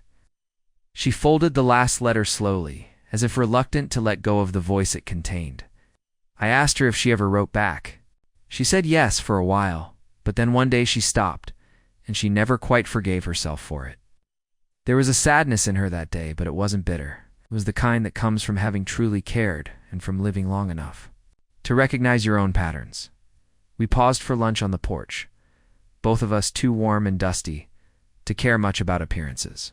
She brought out sandwiches and lemonade, and we sat with our legs stretched out, the breeze doing its best to soften the heat. I asked her why she kept all of it, why she hadn't thrown it away years ago, like most people did when trying to reinvent themselves. She said it wasn't about holding on, not really. It was about remembering who you've been, so you don't lose track of who you're becoming. That some memories are meant to fade gently, like fabric left in the sun, not erased, just softened. I thought about my own life, the lack of photos, the absence of boxes or records. I realized I had nothing stored away anywhere, no artifacts of my younger self, no letters or mementos. I'd been too focused on movement, on leaving places behind cleanly. Wondered if that was a form of forgetting I'd mistaken for strength. In the late afternoon, as the light began to slant more sharply, we returned to the attic to finish the last few boxes. She handed me one labeled simply Mom, and then looked away, busying herself with something across the room. Inside were small things, handwritten recipes, brittle newspaper clippings, a stack of birthday cards, all in the same looping script. I passed her one without thinking. She took it. Stared at it for a moment and said softly, "She used to send one every year, even when we weren't speaking." I didn't ask why they weren't speaking. I didn't need to. Some things exist in the quiet spaces between people, too delicate to name. She placed the card back in the box and shut it carefully, her fingers lingering on the lid as though sealing something away for good. By the time we were done, the attic felt lighter, not just physically, but emotionally, spiritually even. It was as though by touching each object, by acknowledging each small piece of the past, she'd made room for something new. I asked her how she felt. She smiled and said, tired but clear. Like I finally emptied a drawer in my chest I forgot was full. That night I stayed longer than I usually did. We didn't talk much more, just existed in the same space, reading, listening to the quiet hum of night settling around us. When I left, She hugged me for the first time, not casually, not out of politeness, but fully, with both arms and a silence that said more than words could have. As I walked down the steps, I felt that something inside me had shifted too, not because of the attic or the boxers, but because I had been invited into the process of remembering, of reckoning, of softening. And there's something sacred in that. In the following days, something subtle but undeniable began to change in the way Olivia and I interacted. It wasn't a dramatic shift, not the kind you see in movies where everything pivots in a single glance or a bold declaration. Instead, it was the soft unraveling of a wall that had stood so long it had begun to look like part of the landscape. She started texting me in the evenings, not always with a question or a reason. Sometimes just a photo of the dinner she made or a picture of the sky from her back porch. I'd respond with my own glimpses of daily life, often simple moments that I never thought to share with anyone before. Our lives began to echo one another in small ways, the way parallel lines sometimes appear to converge in the distance if you're not looking too closely. I didn't know what it meant, not yet, but I knew it felt different, comfortable, honest. We started taking walks in the late afternoons, always around the same small lake a few blocks from her house. The first time, she just said, "I feel like moving today," and I offered to go with her. After that, it became something of a ritual. We didn't talk much on those walks, not in the beginning. We just moved at a gentle pace, letting the rhythm of our footsteps fill the spaces where conversation wasn't necessary. There's something deeply intimate about walking beside someone without needing to fill the air. It was on one of those walks, maybe the third or fourth, that she quietly reached out and took my hand. Not with a flourish or a glance, but with the quiet certainty of someone choosing warmth in a world that often felt cold. Her fingers fit into mine like something familiar, something remembered. After that, more parts of her life began to open up to me. She started telling me about her sister who lived across the country, how they used to be close until life got in the way, about the job she left in her 40s when she realized she wasn't happy even if she was good at it. She told me about a friend who passed away 5 years ago and how she still thought about calling her sometimes, only to remember. These were not things you offer to just anyone. These were stories that lived in the quiet corners of her memory, and she brought them into the light as if dusting off old furniture still strong, still beautiful, even if worn. I listened without interruption, without the urge to fix or interpret. I simply received them. One evening, while sitting on her porch after a long walk, she looked at me and said she hadn't felt this calm in years. Not happy necessarily, but steady, like the kind of calm you find after a storm when everything is still wet and broken. But the wind has stopped and the sun is beginning to press its way through the clouds. I didn't say anything in response. I just sat with her, letting that truth settle between us. It felt sacred somehow, to be trusted with someone's peace after they've gone so long without it. The calm Olivia spoke of had a weight to it. Not a burden, but a kind of gravity that made everything we did feel deliberate. That porch became our quiet haven, the place we returned to without discussing why, where time seemed to lose its urgency. Even the air felt different there, tinged with the scent of jasmine from her garden and the faint rustle of wind through the trees. Sometimes we talked, other times we just sat. The silence was never uncomfortable. If anything, it felt earned, like we had passed through enough noise and uncertainty to deserve it. There was comfort in the routine of small shared things. Morning coffee handed to me before I left for my route, a note left by her door if she knew I'd stop by in the evening. There were no declarations, no defined labels for what was happening, but something was, something steady and unspoken. As the days folded into one another, I began to notice how her world slowly rearranged itself to include Manat in grand gestures, but in the quiet ways that people make room for each other. A second toothbrush placed in her bathroom, not mentioned, but there. A throw blanket I once complimented, now neatly draped over the chair I always chose. She didn't explain these things, and I didn't ask. Instead, I responded in kind, leaving a spare jacket behind after the weather cooled, fixing the door to her pantry without being asked. The exchange of presence for presence, effort for comfort. We had slipped into each other's lives like water rising slowly around our ankles. Gentle, persistent, natural, But no matter how easy it felt between us, I sometimes caught her in moments of distance. Not physically, she was always there. Near, but in the way her gaze would drift toward a place in the air that seemed far from here. She'd snap back quickly, almost as if embarrassed to be caught away from the moment. I never pushed. I knew from my own experience how the past could tug at you, even when your present offered something good. Still, part of me worried. I had come to care for her in a way I hadn't fully allowed myself to understand yet. And in that caring, there was also fear that I might be a temporary comfort. A chapter rather than a turning point. One night, as we sat in that now familiar quiet, she mentioned something about her late husband for the first time.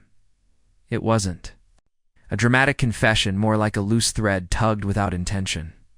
She spoke of the way he used to hum while doing dishes, how it annoyed her then, and how she'd give anything to hear it now. Her voice didn't break, but her hands tightened, in her lap. That grief lived in her, not raw, but always present like a seam beneath fabric. I didn't interrupt. I didn't offer words.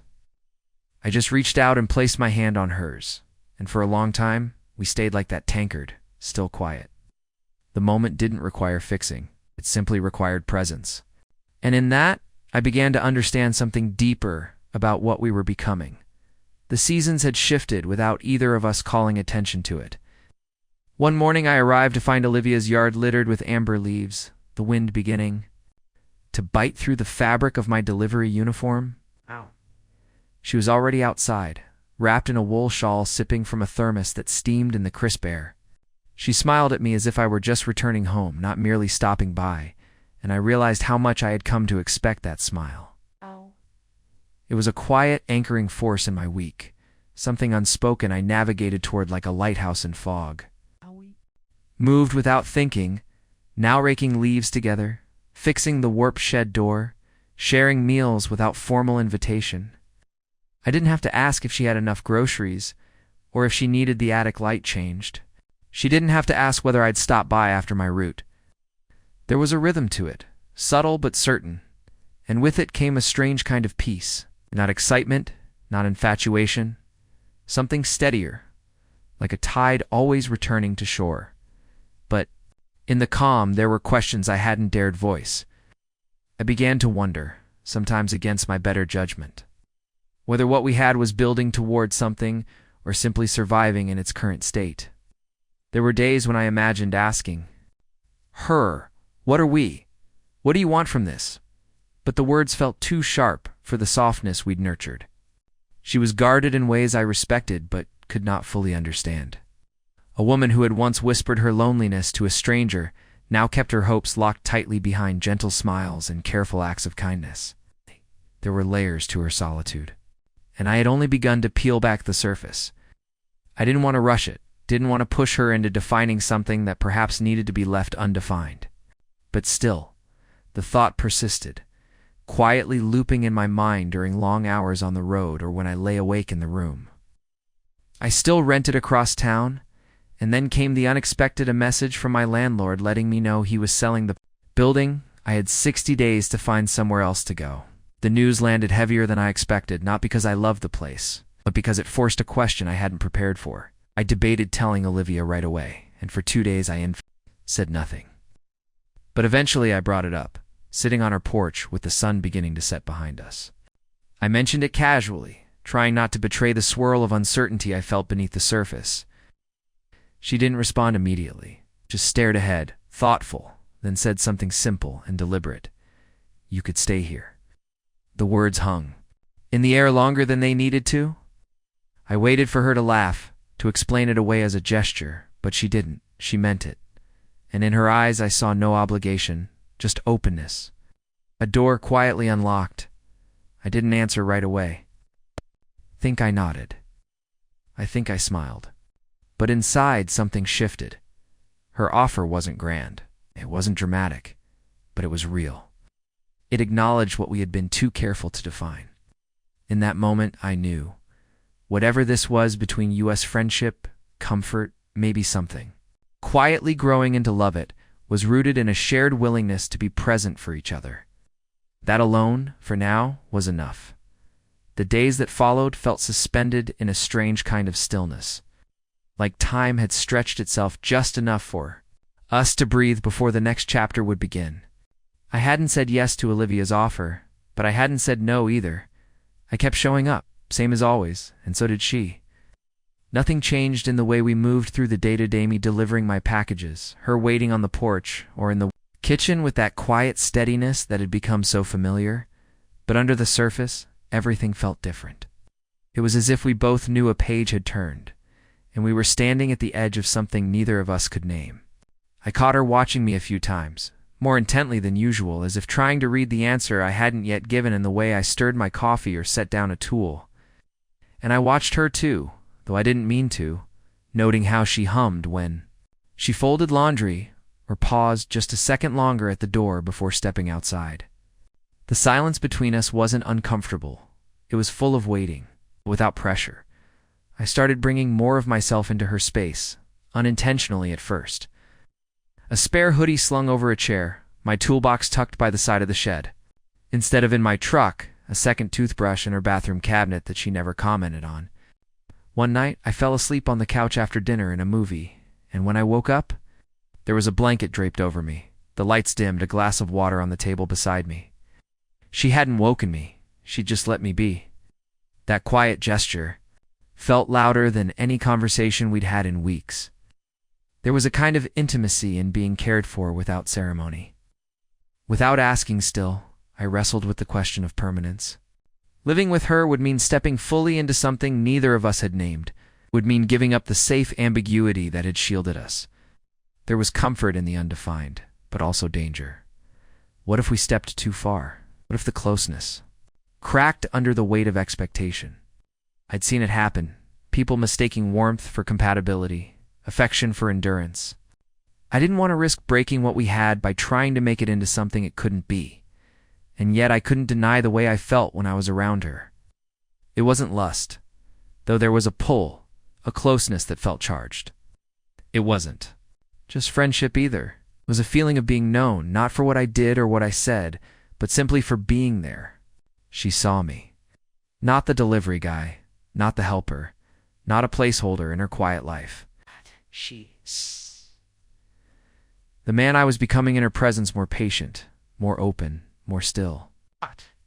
And I saw her too, not as a lonely woman clinging to company, but as someone who had been hurt, shaped by solitude, and yet still chose to let someone in. One evening, after a long route and a brief rainstorm, I pulled up to her place later than usual. She was there waiting, holding 2 mugs of hot tea. I took one without speaking, and we stood on the porch watching the wet leaves shimmer in the light of the street lamp. She leaned slightly into me, and I let her. No words passed between us. None were needed. It was in that silence, that shared breath, that I began to realize something.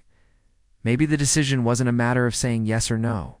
Maybe I'd already said yes in every small choice I'd made to keep returning to her. Maybe I'd been staying long before she ever asked me to. It was the first morning in weeks that the sky held no trace of gray.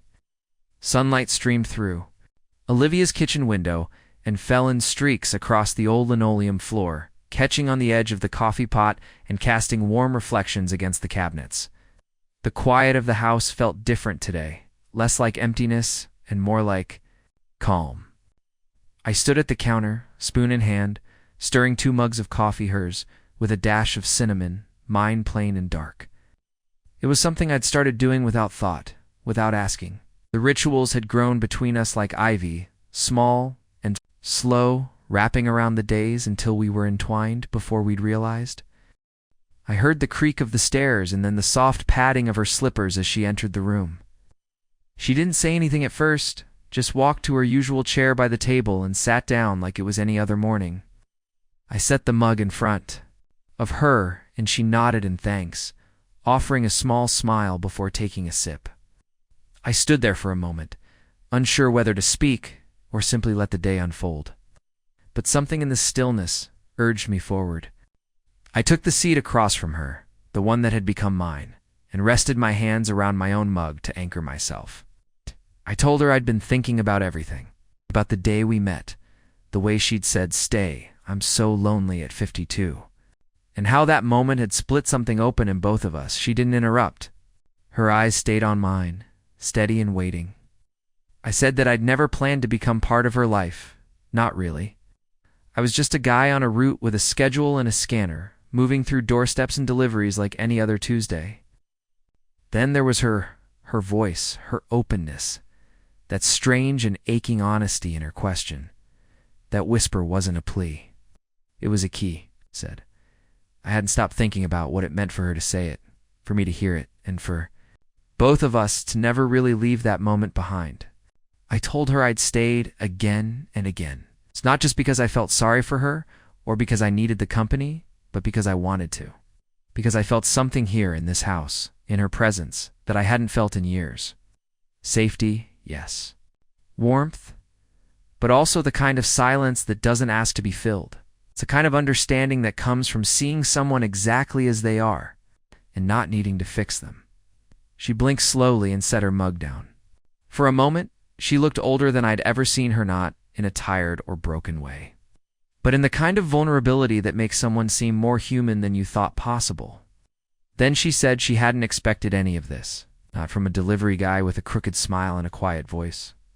She said when she whispered that to me, "Stay, I'm so lonely," she meant it. But she never believed anyone would take it seriously. She thought I'd smile politely, nod awkwardly, and be on my way like everyone else. But I didn't. I stayed. And that changed everything. There was a long pause, and I asked her something I'd been turning over in my head for days. Not whether she still wanted me to live with her, or whether she saw us as a couple, or anything with labels. Her. What she wanted now, from me, but from her life. What did she see when she thought of the next 5 years, or 10? She looked out the window, her gaze distant, but not detached. She said she wanted peace, not excitement, not chaos, not passion that burned itself out. She wanted to tend her garden, host quiet dinners, read books in bed with someone beside her, who didn't need constant conversation. She wanted someone to watch the seasons shift with, to drink coffee with in silence, to laugh with when the radio played old songs. She said she wasn't looking for rescue. She was looking for companionship, the kind that lasts past the first rush, past the confusion, into the steadier terrain of real presence. I sat with her words for a long time.